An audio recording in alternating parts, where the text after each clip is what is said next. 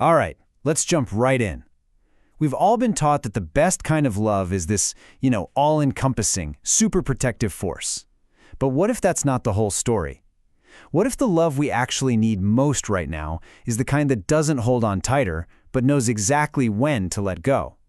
That's what we're digging into today, the age of paternal love. Think about it. When someone says love or care, what's the first image that pops into your head? For most of us, it's probably a mother's hug, right? But is that picture telling the whole story? Could it be that by focusing so much on just one style of love, we're creating a kind of imbalance?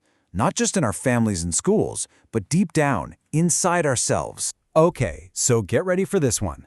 Maternal love is not love. Whoa! That's a really jarring thing to hear, and honestly, it's supposed to be. But let's be super clear. This is not some kind of attack on mothers. Not at all. It's a direct challenge to the myth, the idea that this one specific type of love is the only pure or real kind. So, let's unpack what's really going on here. All right, Section 1, Challenging a Myth. So first up, we've got to really understand this ideal of maternal love, and more importantly, why people are starting to question it. You know the image I'm talking about, right? Forever, it seems, society has sold us this picture of a mother's love. It's this bottomless well of unconditional acceptance, a totally safe cocoon that shields a kid from, well, everything, the whole shebang. And look, it's a beautiful idea. But is it always helpful? That's the real question. And here's the thing. This seemingly perfect ideal, it can totally backfire. Because when the only definition of love is constant, endless protection, it can actually turn to a form of control. The source material even calls it benevolent violence, which is such a powerful phrase. It's violence that means well, and this puts just immense pressure on mothers to be everything all the time, and at the same time, it can completely stifle a child's ability to become independent. Okay, Section 2, a teacher's quiet rebellion. So where did this new way of thinking come from? Well, it all started with one person. A teacher who just had this gut feeling that something was really wrong with the way things were. So, let's meet her, Hitomi Kitagawa. She started her career as a nursery school teacher, and right away she felt this constant sense of unease. The Japanese word for it is iwakan. It's like a nagging feeling that something is off. She was looking at this super rigid, cookie-cutter childcare system, and all she could see were rules that just didn't make sense for individual kids. She was basically stuck between following the rules and following her gut. And you know what she did with that frustration? She didn't just accept it, she took action. This timeline really lays out her whole journey, from being that one frustrated teacher to becoming a full-blown founder. By 2013, she'd had enough and launched her own company, IMI, to build a totally new model for childcare. And the goal wasn't just to keep kids safe, it was to help them grow up strong and independent. Which brings us right to Section 3, the love that lets go.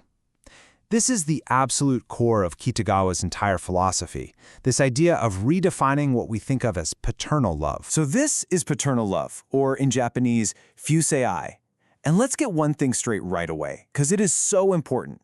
This has nothing to do with being a father or being a man. It is a completely gender-neutral style of caring for someone. Think of it as the kind of love that gives you direction, that teaches you about boundaries. It's the love that trusts you so much that it lets you go out there and try things, and yeah, maybe even fail on your own. So let's put these two styles side by side, because the contrast is really what it's all about.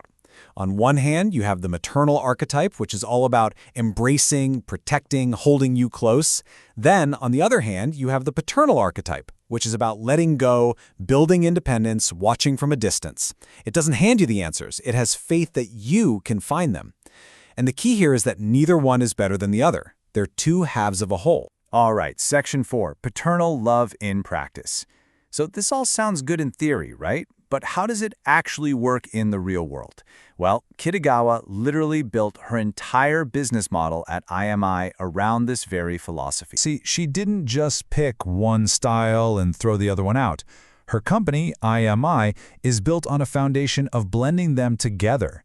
She calls it paternal-maternal harmonized childcare.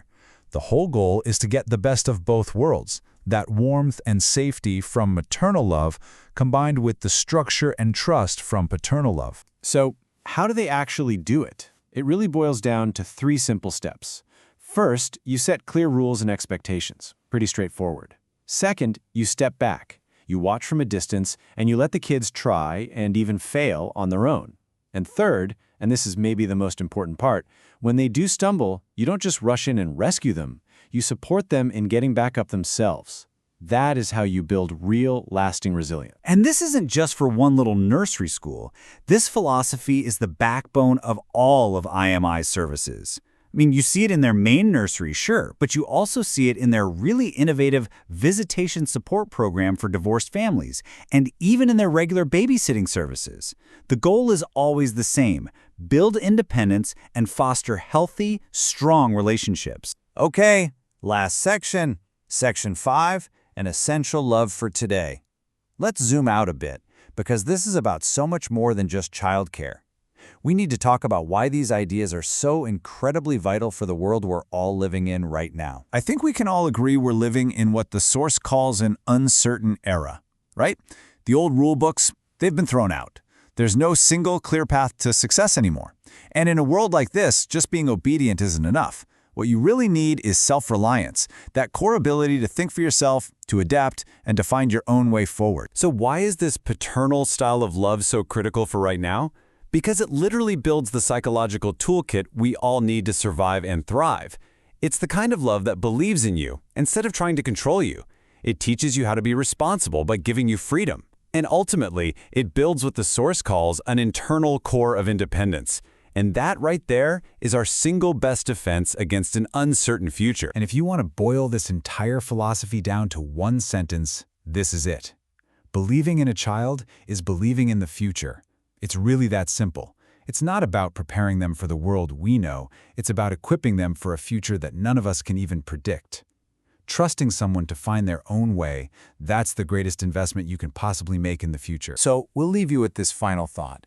In a world that is practically screaming for all of us to be more resilient, more adaptable, more self-reliant, maybe the greatest act of love isn't about holding on tighter. Perhaps it's having the strength, the trust, and the wisdom to finally let go.